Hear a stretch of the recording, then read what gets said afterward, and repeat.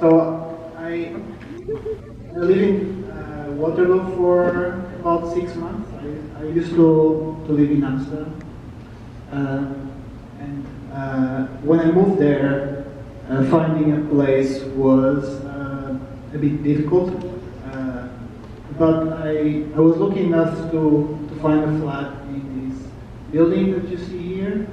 And it even had a lift, which, if you ever were in Amsterdam, you know that's a big deal.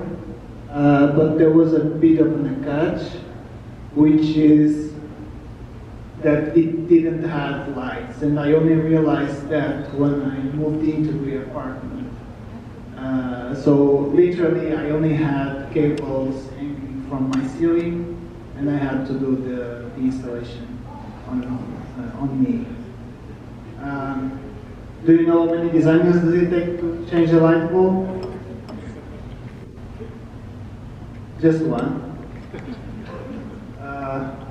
But does it have to be a light bulb? Because I was more inclined towards ceiling lamp.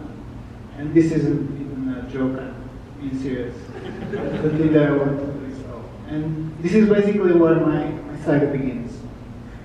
So my first problem was that I didn't own a drill, because why would I? So I had to buy one. So I figured I'll just buy one of those like wireless ones, because then you don't have to be close to a wall with the power socket. But then when I got home, I realized that I didn't buy the right drill bits.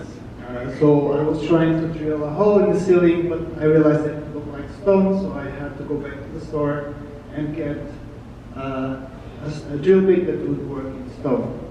At least that's what I thought. So I got the drill bit, got home, still didn't work, and I wasn't sure why. I just was very frustrated because now I realized that I had to go back to the store and ask the person in the counter for some help, which is really something that I was trying to avoid because, I'm not much into talking with strangers. Don't know why I'm here. So I went back to the store, and the guy from the counter looked at me with a very judgmental look, and I tried to explain my situation, more or less, and the guy recommended, looking at me with really thinking probably like I was an idiot. It was like, oh, you need a proper drill, like one that you connect to the wall, because that one is powerful enough to drill through the stone. So I thought, cool. Now I have this proper drill. I'm like a real handyman now. So I got home with this new drill with what I thought was the right drill bit, and I tried to drill a hole to start installing the damn light bulbs. And to my surprise, it still didn't work. So I was really, really frustrated. And not just because it didn't work, but because now I have to go back to the store and talk with the guy again. And there he was, this kind of face of judgment, looking at me like, what are you doing here again? So I tried to explain my problem a bit better, and then he looked at me like, you're really stupid, man. If you're trying to drill the ceiling, which is something that I didn't told him before, he was like, oh, that's probably concrete.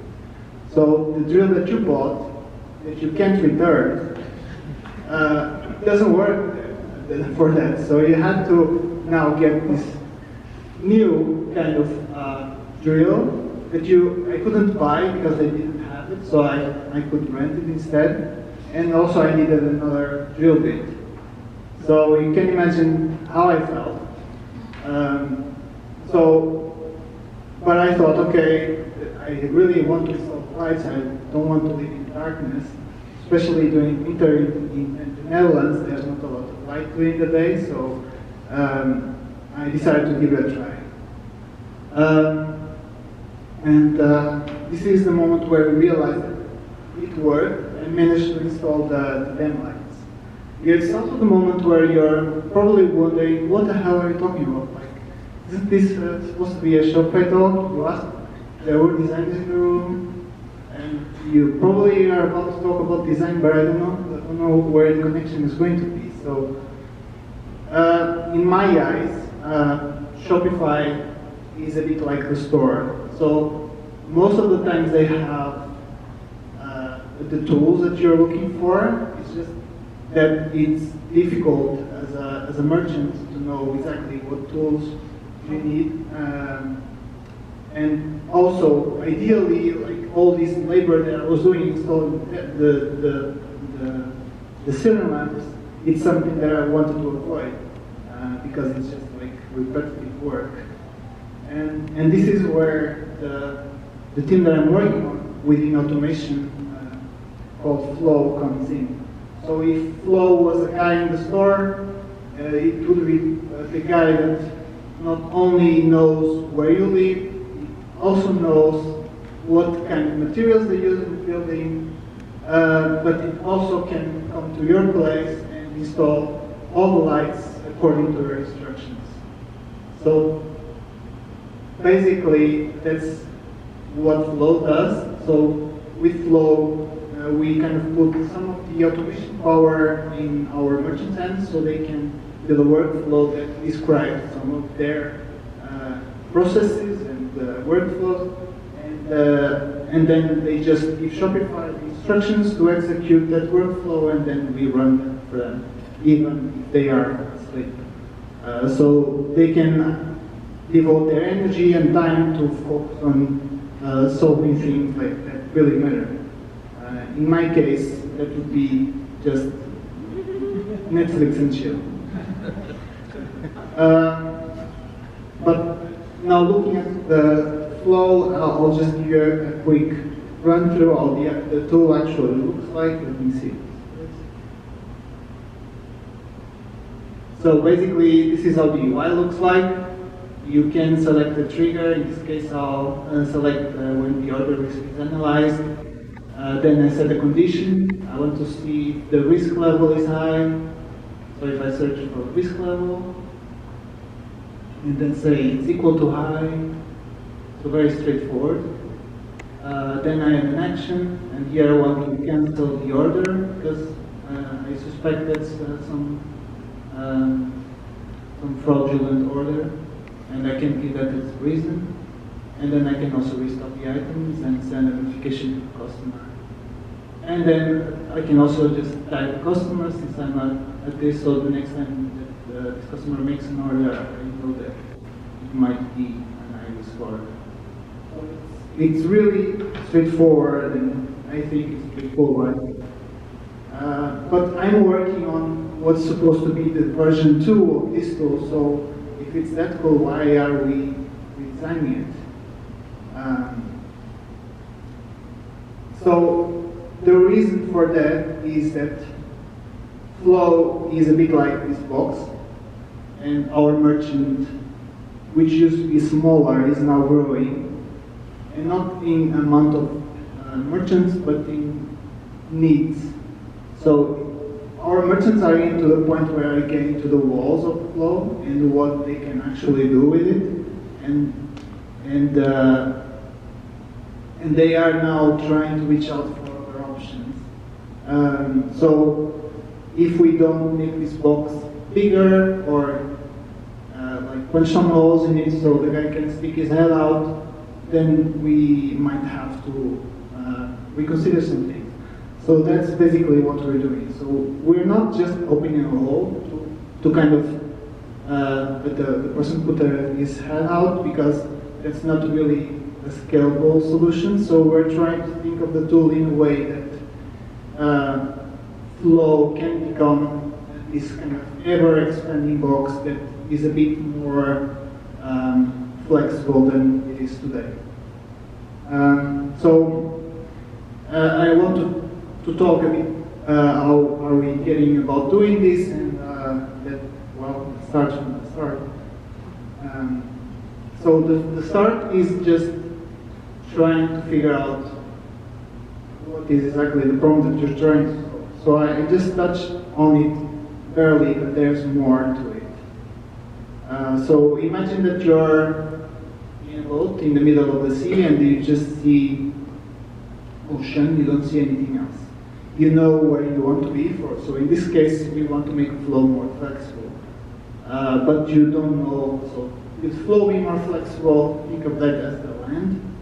But I don't know where the land is, so I just see water. So if I just start rowing, I might get there. But I also might just end up just going in circles. So you need to have some sort of orientation that helps you kind of know that you're at least rowing always in the same direction. So at some point you will bump into land or ice.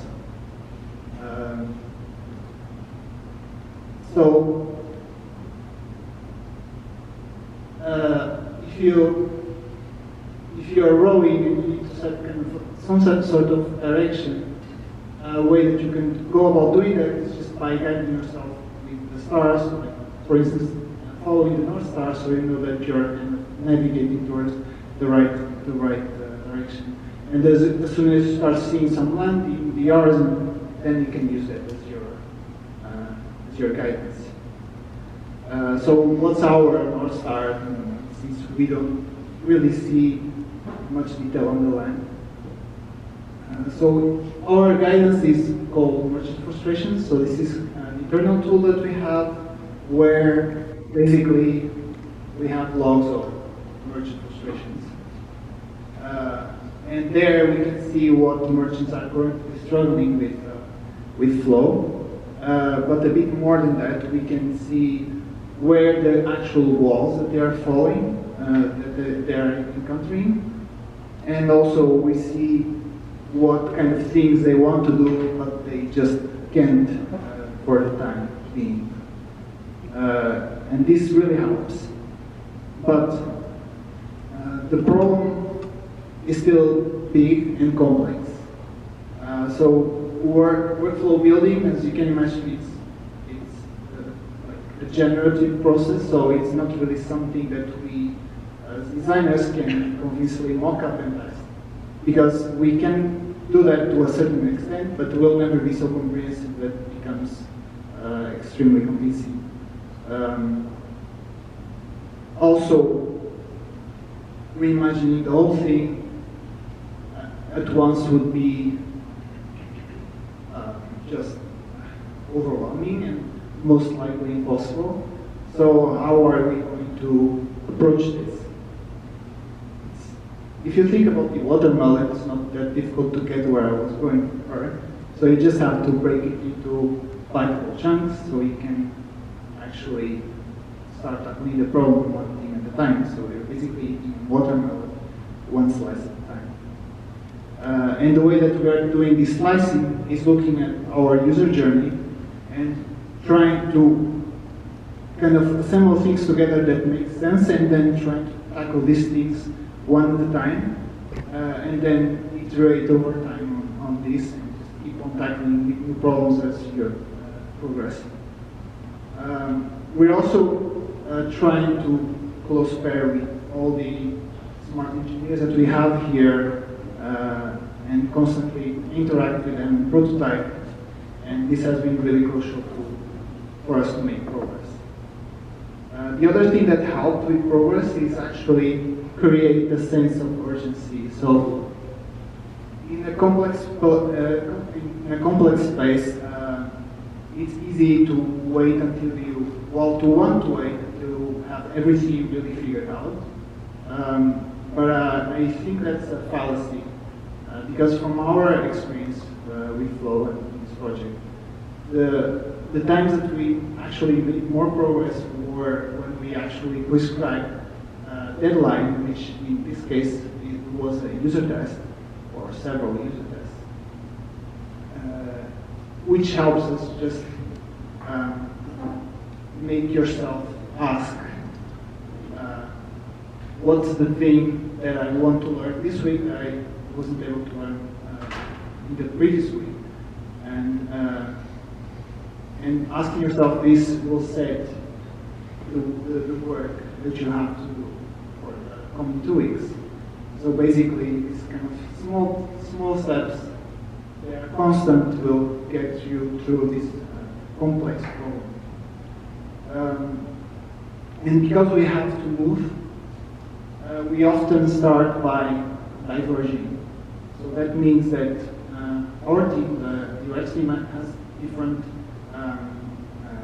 expertise, and each individual tries to look at the problem with their own eyes without going straight into like a brainstorming session where I might contaminate other people with my ideas or the other way around. So we're trying to look at the problem a bit more individually, so we can take an individual approach to it, and then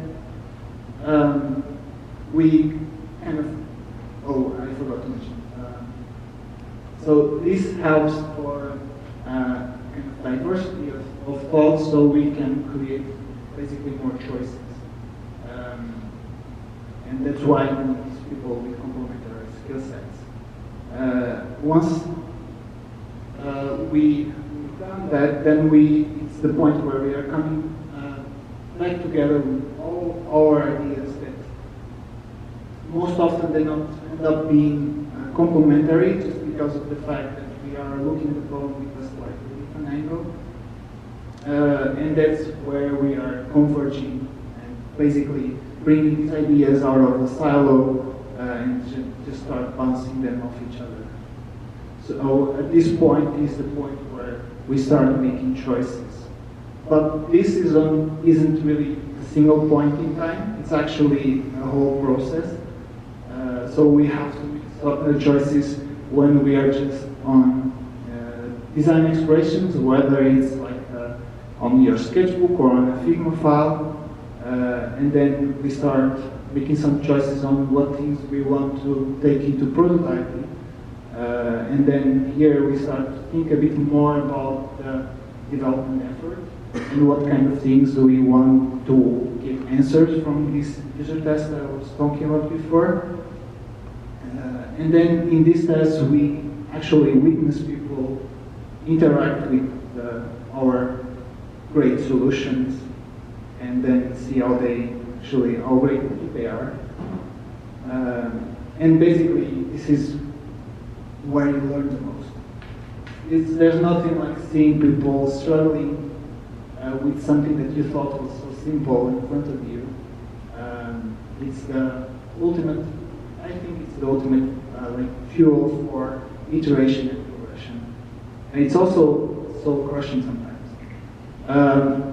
And then, in the end of this process, which isn't really an end, it's kind of a loop, you just rinse and repeat. And throughout this process, one thing that I think is important to keep in mind is just to keep your ears open and try to listen more than you actually defend your work. Because the less defensive you are, the more able to improve. Doesn't really matter how good you think the solution is. If you have to explain it, it's probably not that great. And you won't be able to explain things to each and every user that will be using the product. So just keep that in mind. So now let's look at something that we've done. So because in the spirit of talking, looking at like chunkable pieces, I'm just going to show you a chunkable piece of the work that we've been doing. So in 2018, so this is way before I moved to Canada, we had a usability test that came to this conclusion. So not using the right condition was the main reason participants failed a task. And the task that I'm talking about was this one. So we asked the participants to type an order if the shipping line title was next day delivery. So it seems very straightforward. So what did really happen? So this is current flow. So you can search for something if you are trying to find a condition, which is helpful if you know what you're looking for. But if there are too many results, this drop-down doesn't really help you with that. It only shows you a few results at a time. And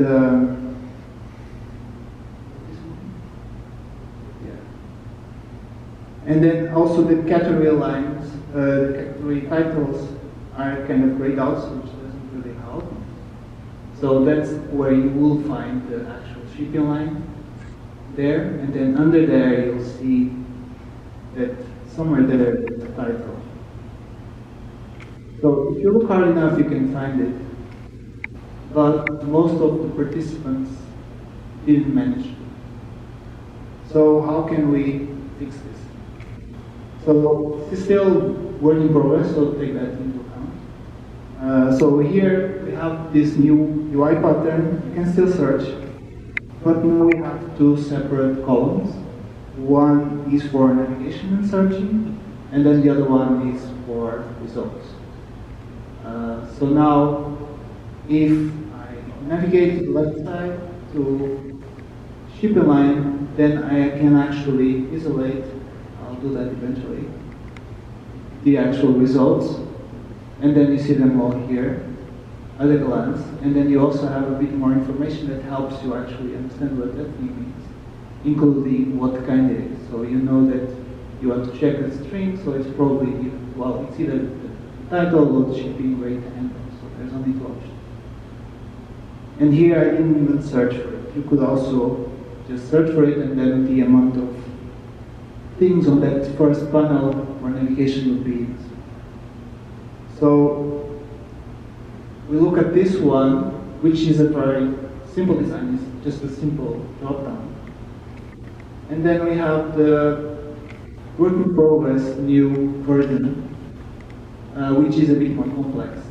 And I'm trying to tell you that one is better than the other, and you can probably guess that's the second one. So you're probably not really believing me because you're just looking at the actual design. But when we tested this a couple of weeks ago, 5 out of 5 participants preferred the new design, and they were used with the old one. So the main reason was that it was just easier to find things, even though the UI looks a bit more complex. But with that said, we're not done yet, and we are looking into also improving the actual content within that panel so we can make it even easier. So even though I just joined Shopify like 6 months ago, I feel like I already learned quite a lot. And for this talk, I want to leave you with 3 key things that are related with complexity. The first one is a problem all stated is how so. So if you don't know what are you trying to accomplish, how are you supposed to do it? Remember in the beginning of my talk, I was telling you a story about trying to drill a hole. So I thought my problem was that I had to install these lamps.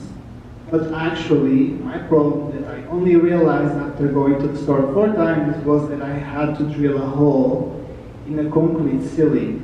And if I just told that to the guy, he would have been able to help me. My goal was the lamp. I just didn't know what was the problem. Second is you finish the race one step at a time. So basically this is about breaking down the problem into biteable chunks so you can start moving towards something. Especially when you don't have a solid deadline, this really helps. Because it's easy to lose yourself in explorations, and you have to really commit to something. Putting a prototype in front of people and then trying to do something with what you learn from that. So basically, remember this. Small, constant steps will get you through the problems. And last but not least, complexity can't always be simple.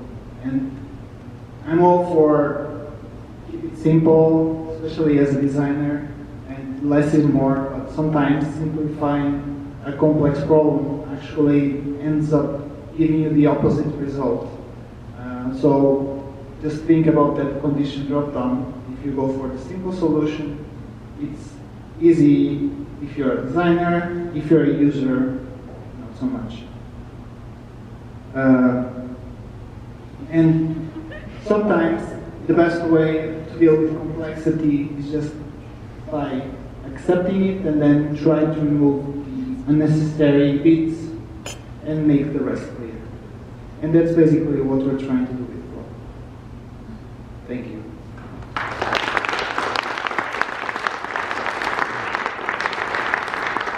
Two questions, no more, no less. My question is about user sampling for testing.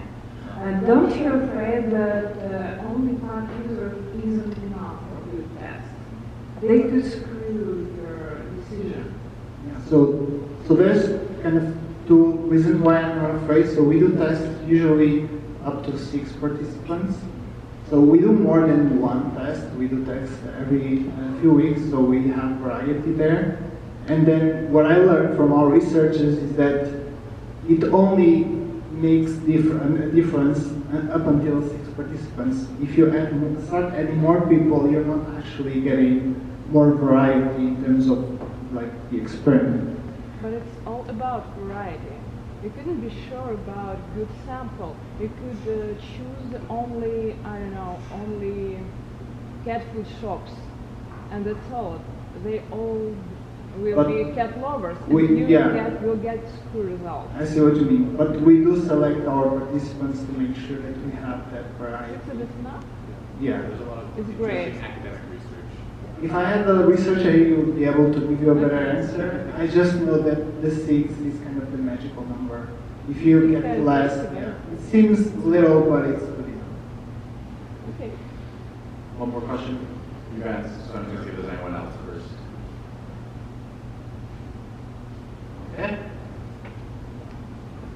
Okay, so my question goes back to your original story, but it's in regards to the solution that you have now.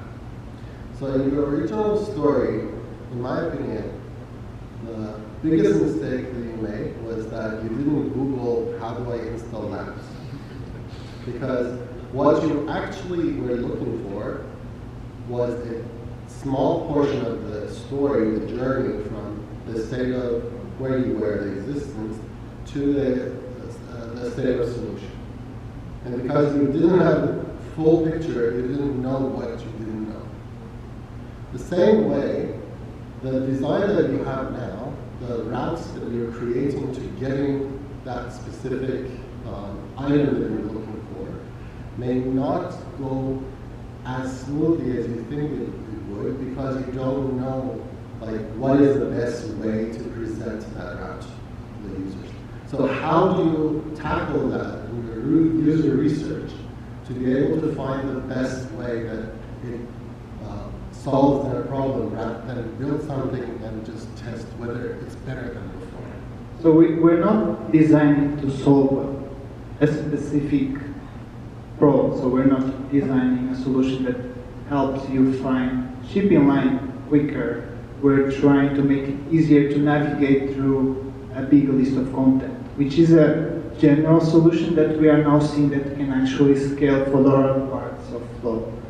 And the kind of the key thing that helps you make sure that we are kind of taking the right decision is the fact that we are actually testing with a prototype that has real data, so we can actually get a better sense and a better feel that that's the best solution. I don't know if I really answered the question though. No? Can you ask a question in a different way? Okay, my question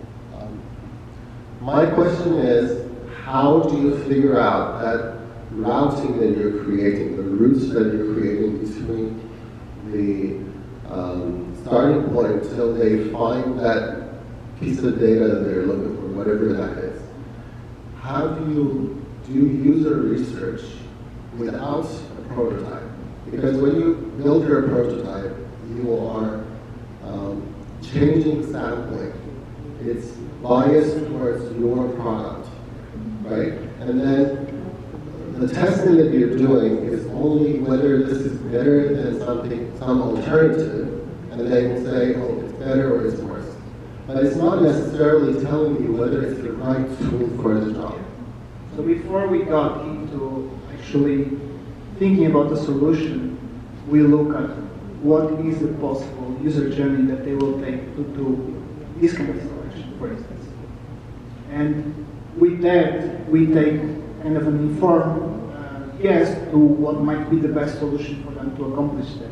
So we never really test with like an open canvas because we have to always test with assumptions. But we do test with variety, so we don't really have just one prescribed solution to that specific problem.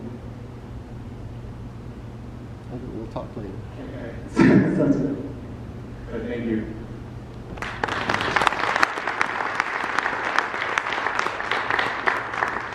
So, I'm not going to hand out the microphone anymore just because of the timing. So, I'm going to have the 3 speakers come up though, and what we're going to do is we're going to break. And if you have questions, come find the 3 speakers. So, come on up on the stage so everyone knows who you are. Thank you. So yeah, this was Shopify Tech Talks, and really, again, this is about getting that cross-discipline knowledge, which really helps all of us do our individual crafts better. And so I really hope that you took away something new, something novel, something you haven't thought of before, and gained empathy for the challenges that the other crafts you work with every day, the challenges they face.